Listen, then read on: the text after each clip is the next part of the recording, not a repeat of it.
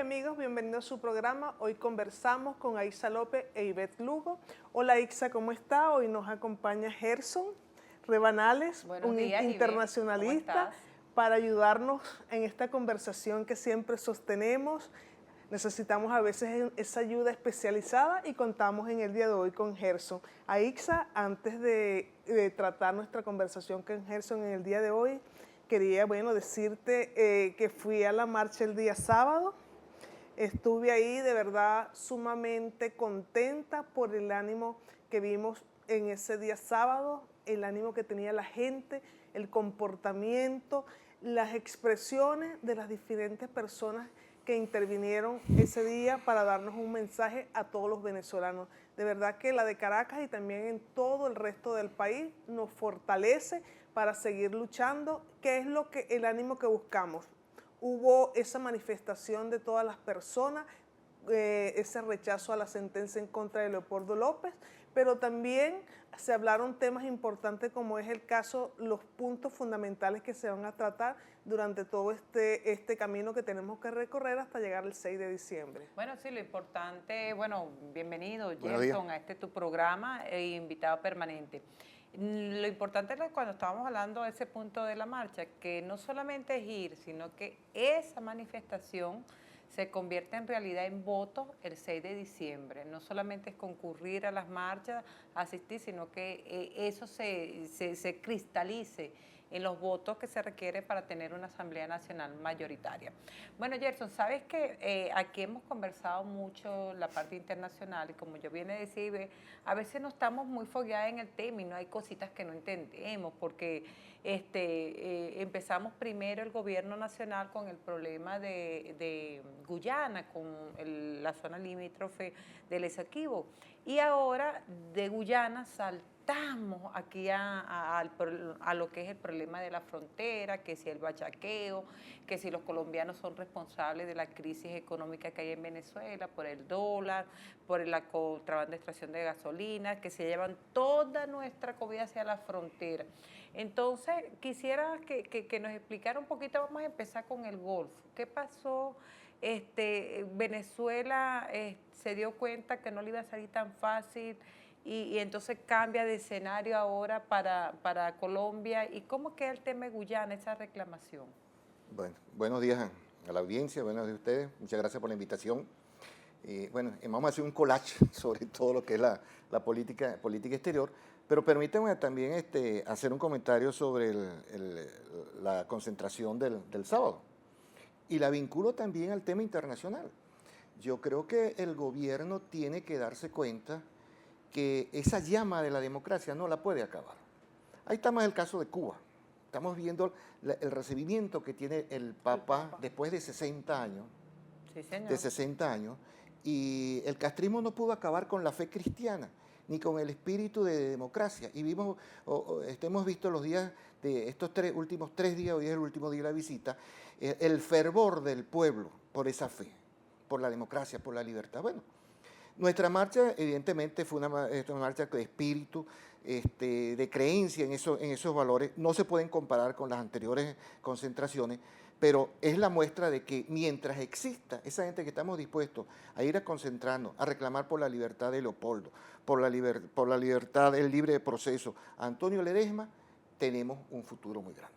Volviendo a lo que tú me planteas, de esta serie de conflictos internacionales, todos planificados, todos muy bien preparados.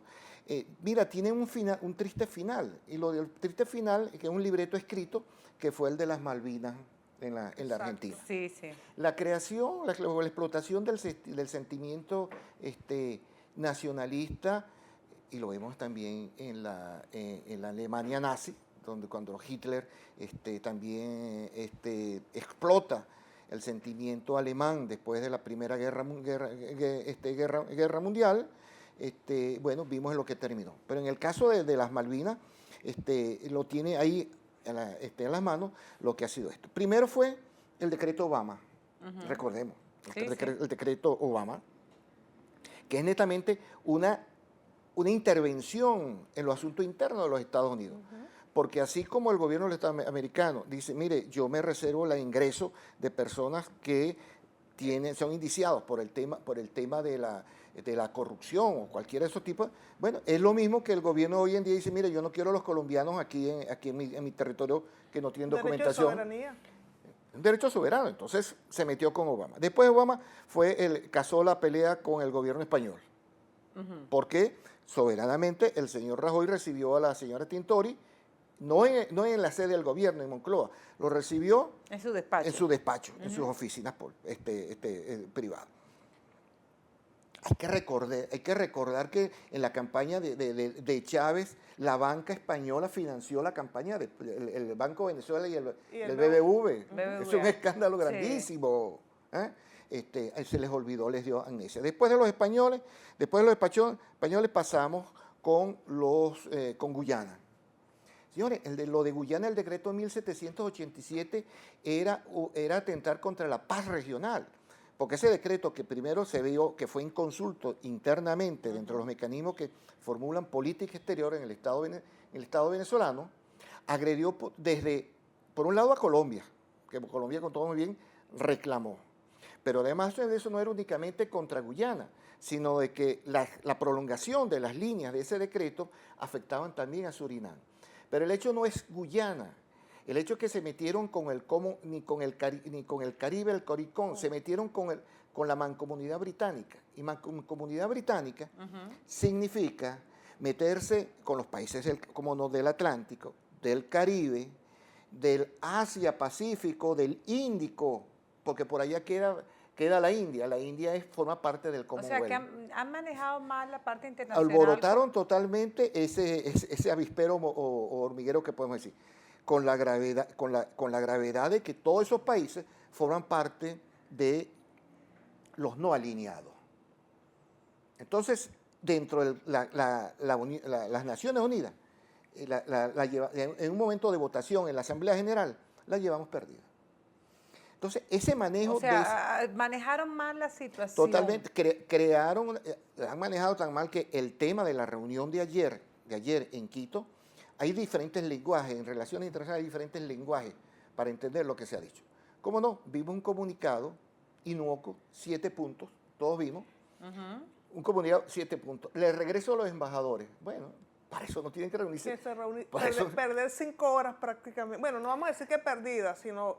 5 horas para una cuestión mira, los embajadores... No, y tú veías el lenguaje corporal que decía mucho de Santos, por Dios. El lenguaje corporal de Santos, el lenguaje de Tabaré, la gesticulación, la incomodidad que tenían todos los que estaban. Los 4. Inclusive Maduro se le veía el aislamiento, que tenía aislamiento dentro de esa mesa. Es que, el momento de la despedida.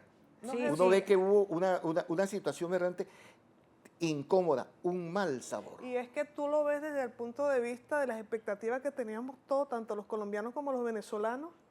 Tú también lo puedes ver reflejado en los medios de comunicación, porque todo el día esperando, oye, ¿qué pasa? Y cuando tú ves en la noche, con uno de estos 7 puntos que tratamos, uno queda hay como una especie de un vacío. Hay un sinsabor. Sí. Aquí hay un sinsabor. Una reunión fría. Nosotros decimos, en la historia de las relaciones internacionales, en esa historia siempre se habla, o en la historia mitológica, hablamos del parto de los montes. Que las montañas rugían, y al final lo que le salió fue un ratoncito o un conejito, una cosa de esa. El parto de los montes se llama así en la mitología griega. Ajá. Nosotros en criollo decimos mucho ruido y pocas nueces. ¿Sí? Ajá. Entonces, el regreso de los embajadores, que para eso es una decisión interna de cada uno que no tiene necesidad de eso. Además, no había necesidad de esa reunión para ese punto. Ajá. Es más, yo siempre he sido, y se lo he dicho a los americanos, se lo he dicho a los españoles, cada vez que extraoficialmente, en conversaciones, en un momento de crisis, no es para retirar el personal de la embajada, es más bien para reforzar la embajada. Esa es mi política. Si yo fuera canciller algún día, yo no retiraría a mis embajadores porque tú los retiras, llama, ¿qué pasa? Y se regresa a su puesto. Usted no ve que en una guerra retiran al comandante del puesto. No. Pero dejan los soldados. No retiran. No retiran a nadie. Ahí es que está siempre al pie, al pie del cañón, esperando a ver qué sucede. El segundo, la designación de unas comisiones. Más comisiones. Las comisiones existen. el análisis de los problemas los conocemos. Hay un término que hay que leerlo entre líneas, que es el término de la coexistencia. La coexistencia es un término que viene de la Guerra Fría, que cayó con el muro de Berlín.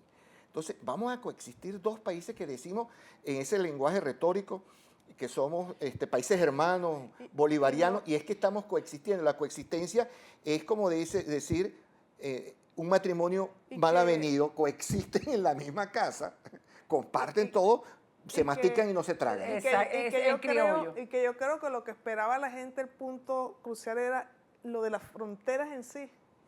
Abren las fronteras y se mantiene la... Entonces, esta cuestión, ahora, hay un término que es dificilísimo, se ve, porque el UNASUR actuó no como mediador, sino como un facilitador para que, bueno, vengan aquí y reúnanse aquí. Okay.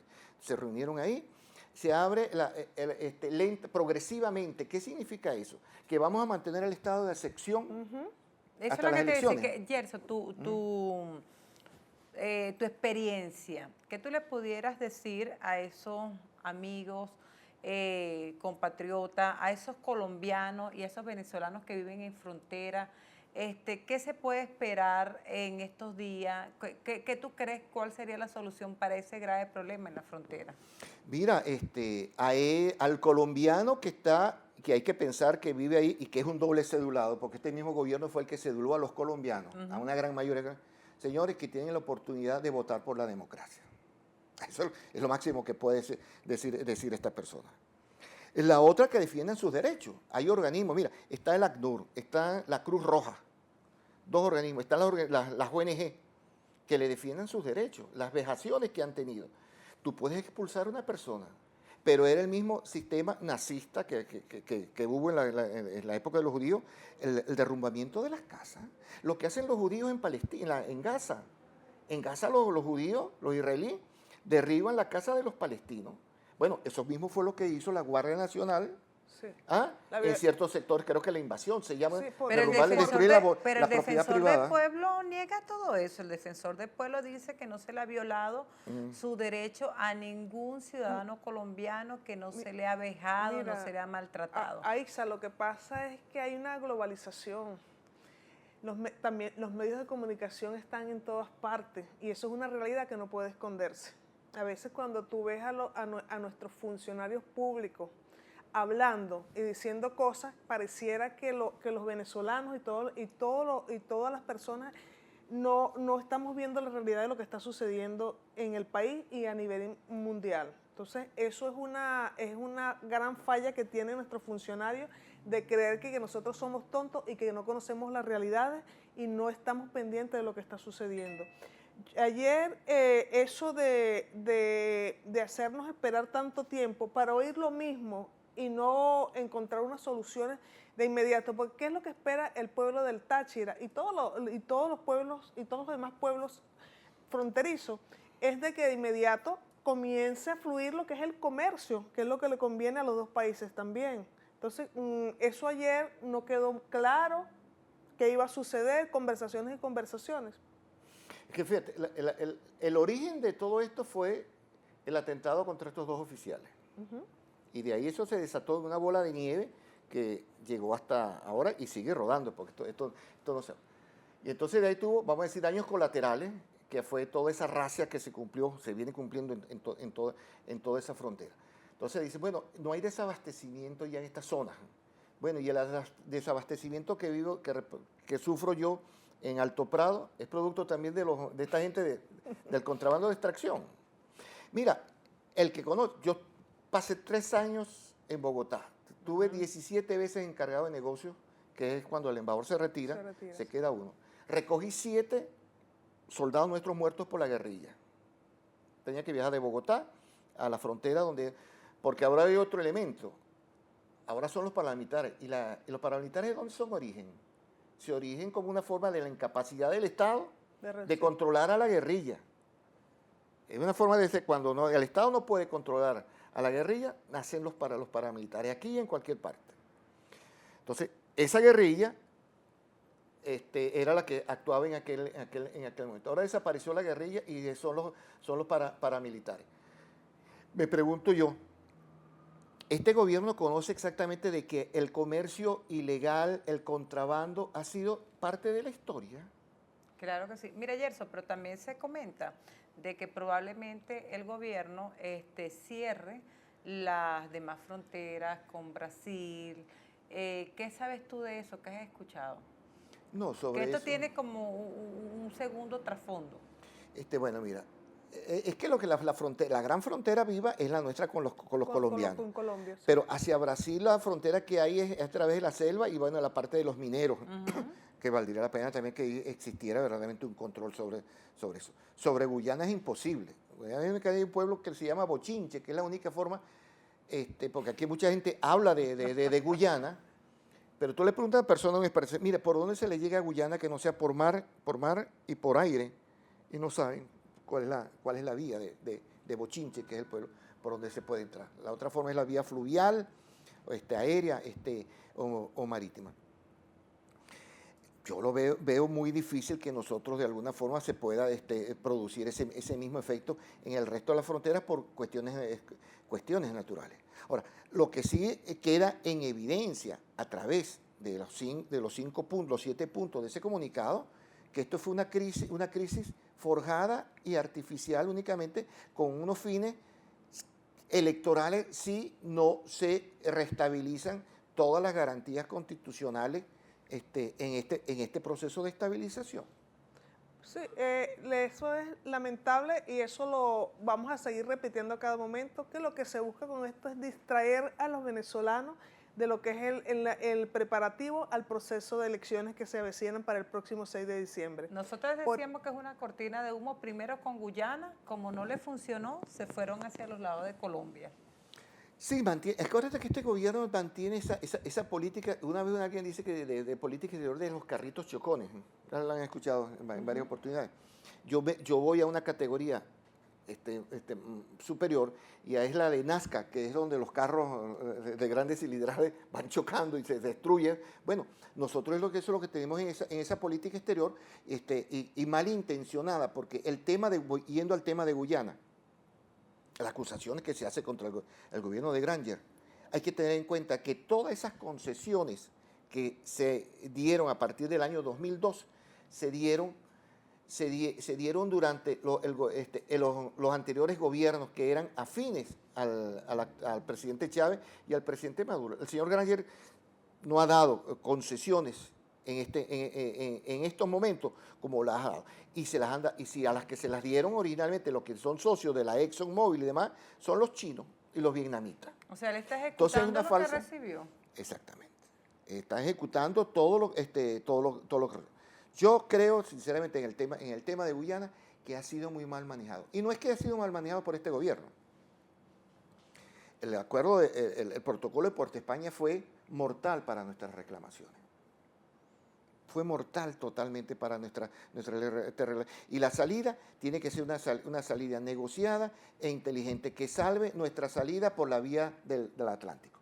Sí. Hoy en día, bajo estas condiciones, es muy difícil llegar a quitarle a un país 159.000 kilómetros. 3/4 partes, seamos realistas. Lo que tenemos que defender ahí ciertamente son puntos geopolíticos estratégicos, la salida al Atlántico, como casi lo llegó a lograr uno de nuestros grandes cancilleres, que fue el doctor Isidro Morales Paul, que sí había negociado esa parte. Bueno, aunque usted no lo crea, ya llegamos al final de nuestro programa. Gracias a Gerson Revenales, invitado permanente, porque el tema de Guyana, Colombia, tenemos que seguir tratándolo. Y a ustedes, amigos, gracias por estar con nosotros en su programa Hoy Conversamos. Nos vemos el próximo martes. Muchísimas gracias aquí por Ver TV. Saludos. Esto va para largo.